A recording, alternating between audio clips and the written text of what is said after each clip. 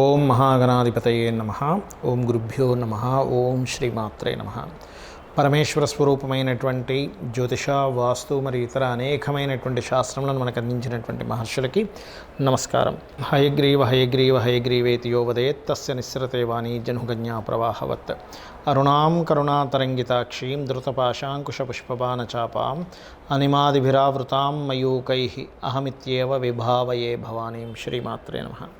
ప్రేక్షకులకి లలితాంబిక అమ్మవారి యొక్క అనుగ్రహం పరిపూర్ణంగా కలగాలని మనస్ఫూర్తి కోరుకుంటూ, మనకి సూర్యగ్రహణము 2వ తేదీ అమావాస్య నాడు.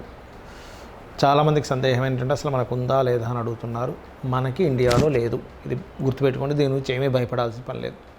దీని టైమింగ్స్ వచ్చేసి రాత్రి 9:15 నుంచి 3 గంటల ప్రాంతం వరకు ఉంది. అంటే మనకి రాత్రిపూట సూర్యగ్రహణం వస్తే మనకు లేదు, అర్థం చేసుకోండి. గ్రహణం అనగానే భయపడకండి. మహర్షి చెప్పినటువంటి కాన్సెప్ట్ ఏంటంటే, గ్రహణం అంటే భయపడడానికి కాదు, గ్రహణం జపం చేసుకునే సమయం. మన పాపకర్మలు తగ్గించుకోవడానికి, మనం పుణ్యం పెంచుకోవడానికి, దేవతా అనుగ్రహం పొందడానికి సమయం అని అర్థం చేసుకోండి. మరి ఎక్కడుందండి? అమెరికన్ కంట్రీస్ సైడ్ ఉంది సూర్యగ్రహణం, గుర్తుపెట్టుకోండి. మనం గతంలో చెప్పినట్టుగా చంద్రగ్రహణ ప్రభావం అనేటువంటిది బయట కంట్రీస్లో విపరీతమైనటువంటి వర్షాలు వస్తాయని చెప్పుకున్నాం. అదేవిధంగా మనకు అక్కడ కనబడుతుంది. చైనా కావచ్చు, అమెరికా కావచ్చు, విపరీతమైన గాలులు వస్తూ ఉన్నాయి.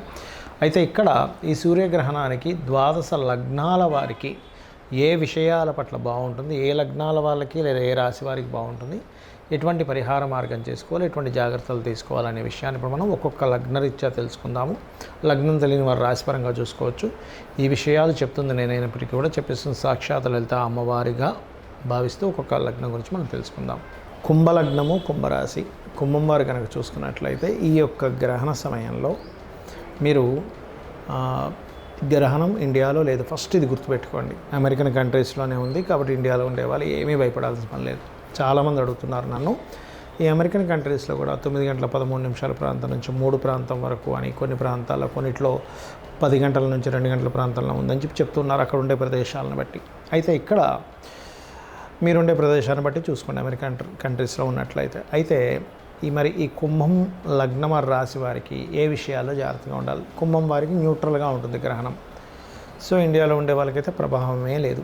అయితే ఏ విషయాల్లో బాగుంటుంది అంటే, కొంత యాన్స్టస్ ప్రాపర్టీస్ రిలేటెడ్ సంబంధించిన విషయంలో రావాల్సిన షేర్ రావడము, మీరు చేసేటువంటి రీసెర్చెస్ ఫలించడము ఈ గ్రహణం ద్వారా జరుగుతుంది.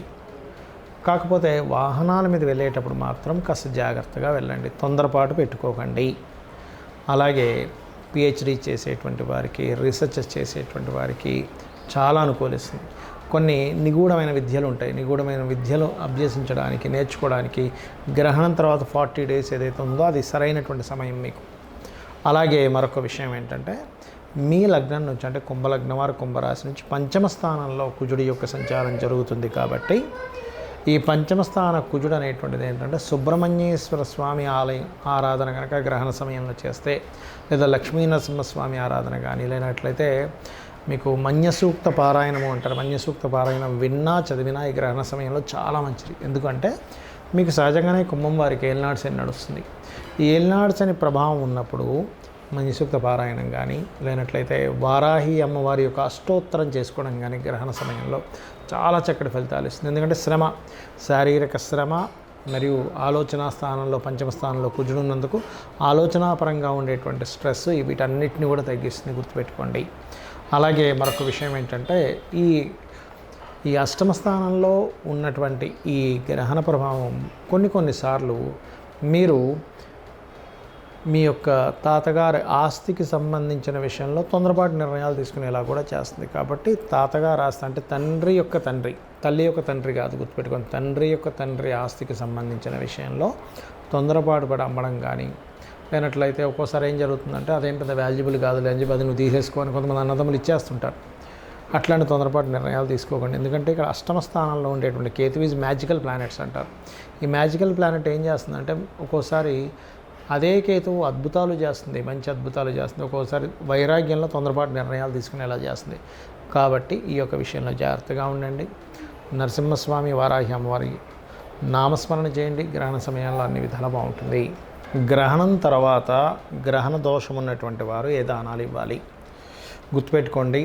గోధుమలు 1 కేజీ, కేజీంబావు గోధుమలు, కేజీంబావు బియ్యము, మినుములు, ఉలవలు ఈ 4 పదార్థాలు తీసుకోండి. అదేవిధంగా సూర్య ప్రతిమ, చంద్ర ప్రతిమ అని ఉంటాయి మనకి పూజా సామాగ్రి స్టోర్స్లో దొరుకుతుంది. అదేవిధంగా మీకు నాగపడిగ ప్లస్ దీంతోపాటు ఒక ఇత్తడి గిన్నె, చిన్న ఇత్తడి గిన్నె తీసుకొని దాంతో నెయ్యి కూడా, ఆవు నెయ్యి కూడా పెట్టి, స్వచ్ఛమైన ఆవు నెయ్యి పెట్టి వీటిని దానంగా ఇవ్వాలి.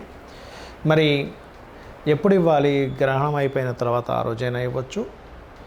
అదేవిధంగా మనకి నెక్స్ట్ డే కూడా ఇవ్వచ్చు, ప్రాబ్లం ఏం లేదు. అయితే ఈ గ్రహణ ప్రభావం మాత్రం 40 రోజులు ఉంటుంది, గుర్తుపెట్టుకోండి. మరి ఇక్కడ చాలామందికి ఏమండి మనకి నాకు డేట్ ఆఫ్ బర్త్ లేదు, టైం లేదు, నాకు అసలు ఏ రాశో కూడా తెలియట్లేదు, అలాంటప్పుడు నేను ఇవ్వచ్చా అని అడుగుతూ ఉంటారు. ఖచ్చితంగా ఇవ్వచ్చు, దోషమేం లేదు. అదేవిధంగా ఏ రాశో కూడా తెలియనటువంటి వారు జాగ్రత్త తీసుకోవాల్సింది ఏమిటి అంటే, ముఖ్యంగా అప్పుల విషయంలో జాగ్రత్త పడాలి. సూర్యగ్రహణం న్యాచురల్ 6,000లో జరుగుతుంది కాబట్టి అనవసరంగా లిటికేషన్స్లో ఇరుక్కుంటాను అనుకునేటువంటి విషయాల్లో జాగ్రత్త పడాలి. అంటే మనం ఊరికనే పోయి ఇందులో లిటిగేషన్స్ ఇరుక్కుంటాం, అటువంటివి ఏమైనా ఇరుక్కుంటామో లిటిగేషన్స్ అనుకునే విషయాల్లో చాలా జాగ్రత్తగా ఉండాలి. మీకు date of birth, time of birth లేనటువంటి వారు ఆరోగ్య సంబంధించిన విషయంలో జాగ్రత్త పడాలి. ఇది ఒకటి గుర్తుపెట్టుకోండి. అదేవిధంగా మనకు ఆ రోజు అమావాస్య కూడా వస్తుంది కాబట్టి అమావాస్య నాడు అమ్మవారి ఆరాధన చాలా మంచిది. మరియు ఈ అమావాస్య తర్వాత మనకి నవరాత్రులు వస్తున్నాయి కాబట్టి అమావాస్య రోజు పాటించాల్సింది కూడా ఏమిటంటే, మీరు చక్కగా మధ్యాహ్నం పూట, అంటే నెక్స్ట్ డే మనకి అమ్మవారి నవరాత్రులు స్టార్ట్ అవుతున్నాయి కాబట్టి మధ్యాహ్నం పూట నెయ్యి కలిపినటువంటి అన్నాన్ని తీసుకోండి. ఇది శాస్త్రంలో ఉన్నటువంటిది.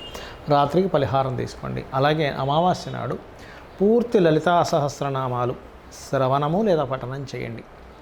ఏమండి నేను ఆకలితో ఉండలేను అని అనుకునేటువంటి వారు పాలు లాంటివి తీసుకోవచ్చు ఉదయం పూట. అంటే మధ్యాహ్నమే చేయమన్నారు, ఉదయం అమావాస్య ఉండమన్నారు కదా, ఉపవాసం అనుకుంటే ఒకటి శాస్త్రంలో ఏంటంటే చిన్నపిల్లలు, రోగగ్రస్తులు, అదేవిధంగా బాగా ఏజ్డ్ పర్సన్స్ ఉండాలని రూల్ ఏం లేదు. ఉపవాసం వాళ్ళకి శక్తి ఉంటేనే ఉండమని చెప్తుంది శాస్త్రం. అదేవిధంగా అమావాస్య నాడు బెల్లము, క్యారెట్స్ గోవుకి తినిపించండి. నవగ్రహాలకి ముఖ్యంగా నాకు ఏ డేట్ ఆఫ్ బర్త్లో ఏమీ లేవనుకునేటువంటి వారు ఇంకో రెమెడీ కూడా చేసుకోవచ్చు. ఏమిటి అది? గ్రహణ ప్రభావం పడకుండా ఉండాలంటే ఈ 40 రోజులు ఉంటుందని చెప్పాంగా దీని ప్రభావము, వీలున్నప్పుడల్లా కూడా రోజు పెడితే ఇంకా మంచి దీపారాధన నవగ్రహాలకి. లేనట్లయితే రవి, చంద్ర, రాహుకేతు గ్రహాల దగ్గర దీపం వెలిగించండి. ఎందుకంటే చాలా ప్రదేశాల్లో దానం తీసుకునే వాళ్ళు ఉండరు. ఇంకొన్ని ప్రదేశాల్లో అయితే, విదేశాల్లో అయితే అసలు గ్రహణం దగ్గర, నవగ్రహాల దగ్గర దీపమే పెట్టనివ్వరండి అంటూ ఉంటారు. అలాంటప్పుడు దానికి దూరంగా ఒక ప్రదేశం ఉంటుంది దీపం పెట్టడానికి. అక్కడ మీరు ఇది రవికి, ఇది చంద్రగ్రహానికి, ఇది రాహుకి, ఇది కేతువుకి అని కూడా పెట్టవచ్చు దీపం, గుర్తుపెట్టుకోండి. ఇలా చేసినా సరే దోషం పోతుంది. అలా కాదు, పేదవాళ్ళు ఉంటారు ఎవరైనా, వాళ్ళకి ఏదైనా సరే భోజనం, గ్రహణ దోషం పోవాలనే సంకల్పం చేసుకుని భోజనం వాళ్ళకి తినిపిస్తే కూడా ఆ దోష ప్రభావం పోతుంది. అంటే ఇక్కడ మీరు పుణ్యం సంపాదించుకున్నారు, ఈ పుణ్యం వెళ్ళి అక్కడ దోషాన్ని తగ్గిస్తుంది. ఒకళ్ళ ఆకలి తీర్చినందుకు ఇలా చేయండి.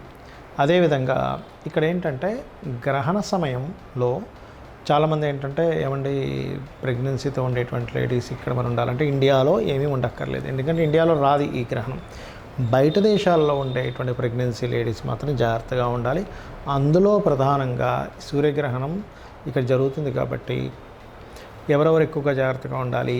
వృషభ లగ్నం వారు లేదా వృషభ రాశి వారు మెయిన్గా జాగ్రత్తగా ఉండాలి, లేదా కన్యవారు. ఎందుకంటే కన్యలో గ్రహణం జరుగుతుంది కాబట్టి కన్యవారికి ఎక్కువ ప్రభావం ఉంటుంది. కన్యకి, వృషభానికి, మకరానికి ఎక్కువ ప్రభావం ఉంటుంది. ఇంకొంచెం ప్రభావం సింహానికి, తులకి ఉంటుంది. కానీ మంచి మాత్రం మేషలగ్నానికి ఉంటుంది, మంచి కర్కాటకానికి ఉంటుంది, వృశ్చికానికి, ధనస్సుకి మంచి ప్రభావం ఉంటుంది సూర్యగ్రహణం. కాబట్టి ఇవి చేయండి ఖచ్చితంగా.